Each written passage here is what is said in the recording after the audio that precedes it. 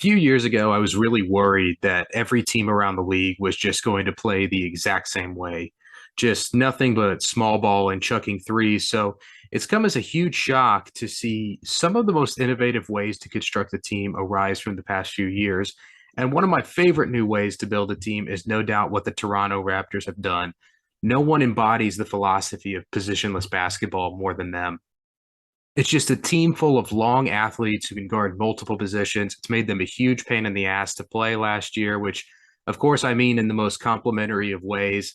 And this offseason, despite pretty much running it back, they were still able to grab a few pieces that are going to fit that mold. They grabbed Otto Porter Jr., fresh off his championship with the Warriors. And while Porter isn't likely going to start for this team, he is going to provide some much needed shooting off the bench. And because the team is just littered with great defensive players, Otto Porter is going to look more than serviceable on the defensive end since he's likely only going to be having to guard either a third or fourth option. They also add Mr. Bo Cruz himself, Juancho Hernan Gomez. And acting aside, I actually do think he has a really interesting skill set as like a sharp shooter, decent athlete, 3 or 4 guy with some perimeter skill. I wouldn't expect him to do too much more than just add depth here, but the Raptors have become one of those organizations like the Heat or the Warriors, the Spurs from back in the day, an organization that can just extract the best versions of these diamond in the rough type players. So maybe this is the year that he puts it all together and becomes the player that we've seen him show flashes of. Maybe not this season, but second round pick Christian Coloco out of Arizona is a name to keep an eye on. He's an elite rim protector at the center spot, and he has some ability to move on the perimeter defensively, albeit not as good as the rest of the roster here. When the Raptors played the 76ers in the playoffs last year, they just didn't have a center who could give Embiid any trouble strength wise or size wise. Really, all they had for the center spot was Pascal Siakam, who's definitely more of a power forward. And then it was some combination of either Kem Birch, Chris Boucher, Thad Young, or Precious Achua, all who are about 6'9". And especially in the case of Boucher, he's pretty wiry in terms of his frame.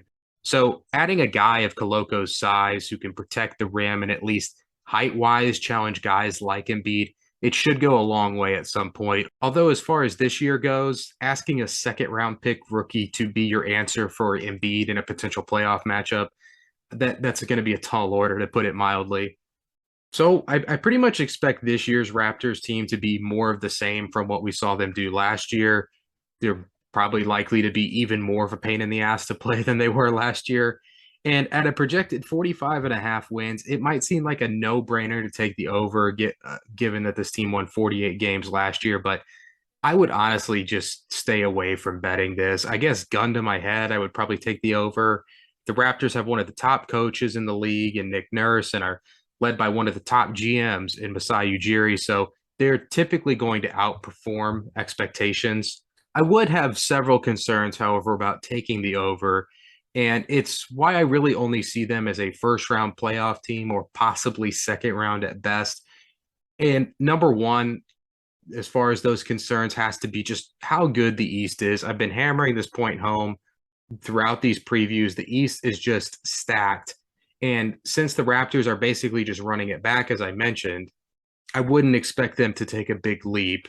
If you look at the teams that finished ahead of them in the standings last year, the Heat, the Celtics, the Bucks, the 76ers, I think there's little to no chance that they're able to leapfrog any of those teams.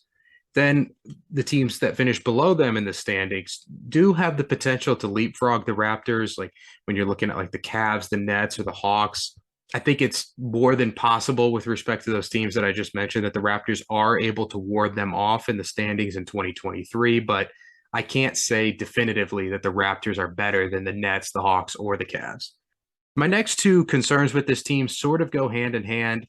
As presently constructed, I would say that the cornerstones for this team are Fred VanVleet and Pascal Siakam. And don't get me wrong, VanVleet and Siakam are really good players, like all-star level players, but they're just never going to be the best player in a playoff series beyond the first round.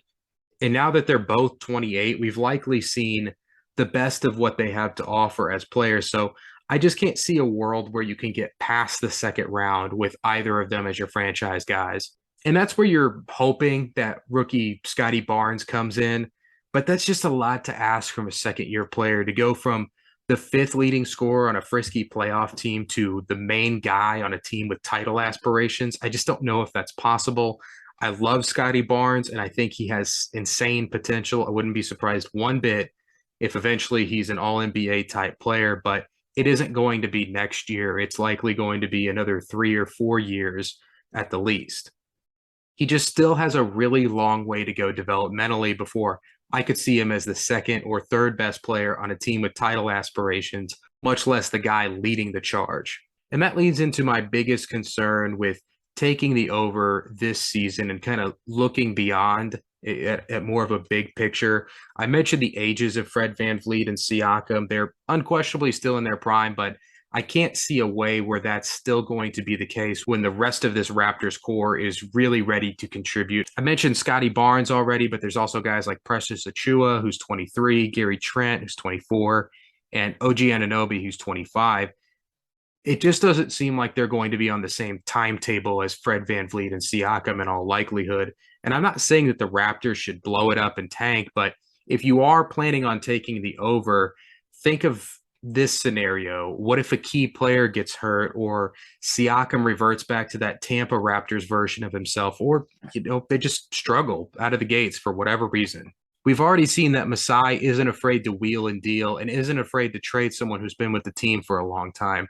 So if the Raptors struggle out of the gates, I could totally see him flipping Siakam or Van Fleet. Both have been in plenty of trade rumors over the years, particularly Siakam. So if things don't look quite right here, Masai may choose to play the long game with a seemingly loaded draft class coming up and some promising young players already on the team. And I know I just laid out a case for taking the under, but the reason I would still take the over or lean towards taking the over is just how consistently this Raptors organization has outperformed expectations. And also with Masai as a wheeler and dealer, that cuts both ways. So I could also easily see a scenario where the Raptors get out to an awesome start and try to push the chips in early here for a championship by trading for like Kevin Durant, just as an example, if the Nets can't get their act together or some other disgruntled star who we don't know about yet. I think either scenario is equally as likely. So given that, I would suggest just staying away from betting the Raptors. So while this year isn't likely going to end in a championship for the Raptors, I still think this team is in a really great place. They've got some valuable cornerstone vets, solid role players, and a group of young players who eventually the torch can be passed to. When I was a kid, this organization was a bit of a joke and had some bad luck with star players like Vince Carter and Chris Bosh. But now, due to great leadership at the top of this organization, this has become one of the premier franchises in the league.